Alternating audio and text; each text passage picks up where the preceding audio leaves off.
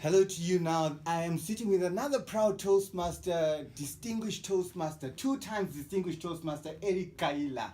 Eric, welcome and please share with us when you joined Toastmasters and why. Andrew, it's a long story. But I joined Toastmasters in the year 2007. Is when I started visiting Toastmasters. I did not like what I seen when I arrived at the meeting. It was a lot of educated people who were minding their own business. And I decided to go. 1 year later, I came back, 2008, and I joined. Why? What was in it for you to becoming a Toastmaster? My whole objective of joining Toastmasters was I wanted to start my own talk show, my own television show, but I did not have the skill back then. I did not have the finance to acquire the skill. I went to Wits University, I went to University of Pretoria. I went all over. They were too expensive. And luckily, on searching on the internet, I found Toastmasters. And that made me to sit because I've realized they have something.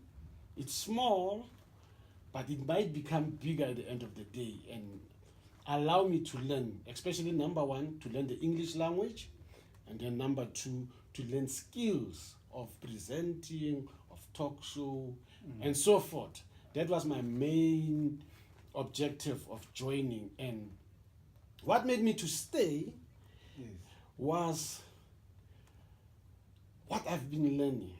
I've learned so much. Every time I attend a meeting, I acquire a new skill. For me, it was more acquiring of skills. Every meeting, I'll get a new skill. You get a new skill. So now, Eric, you've been a Toastmaster for around about 11 years now. Let's go back to Toastmaster 11 years ago. Toastmaster Eric 11 years ago, where you wanted to learn English. Have you developed your English language in those 11 years? I can confidently say yes. Okay. Before we move, can we say Eric has developed public speaking or presentation skills that he was looking for 11 years ago? Definitely. I have acquired the skills. Mm-hmm. I've enhanced the little I've had. Mm-hmm. And I can say I have moved 1,000% up. You have moved 1,000% up. Now, Eric, there are lots of myths about what Toastmasters is and what Toastmasters is not. You tell us, what has been the greatest myth you've heard about Toastmasters and what have you to say about that myth? Most people believe Toastmasters is for the elite. That is what I believed. Mm-hmm. It is for a certain group of people. It's not for the uneducated. Those are two myths that I nearly believed. Because when I looked at myself and I looked at the people attending the meetings and I realized, they are far educated than me. And then financially I looked at them, wow, these people are moneyed. But my continuous attending of meetings is where I realized I was wrong. Okay. Because I found a lot of poor people. I found a lot of people who don't have money. And I was shocked to find people who can't pay their dues. I was like, wow, I thought this person have money. But just to find out, the person can't afford the dues. And then when I went deeper, is when I realized, no, the person is like me. The person don't have money like me. But the person sacrificed his time, his energy, so as to acquire and learn. The second thing is, when a club is full of educated people, they always say, show me people that you associate yourself with. Then I'll tell you your future. Meaning, if you associate yourself with a lot of educated people, you will become educated. Because they will evaluate you. They will bring you, like myself, they will evaluate me, correct my English.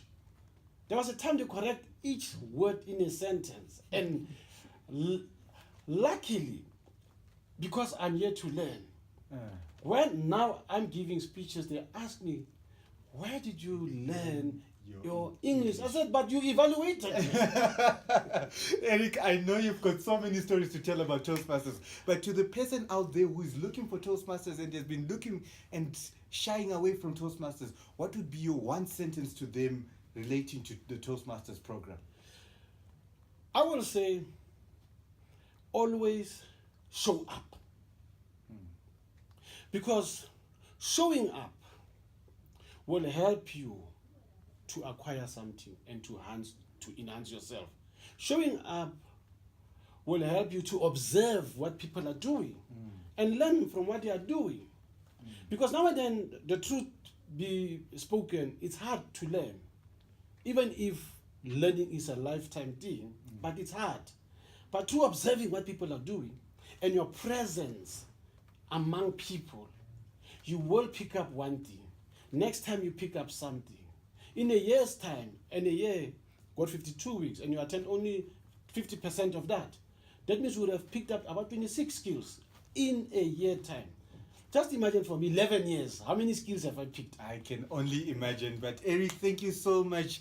It shows with conviction how much you've learnt out of Toastmasters, and definitely one of the people making history in the whole of Southern Africa and beyond. And I'm glad to ask you two out there who's looking out for Toastmasters to show up on Google by typing Toastmasters and finding the nearest club to you.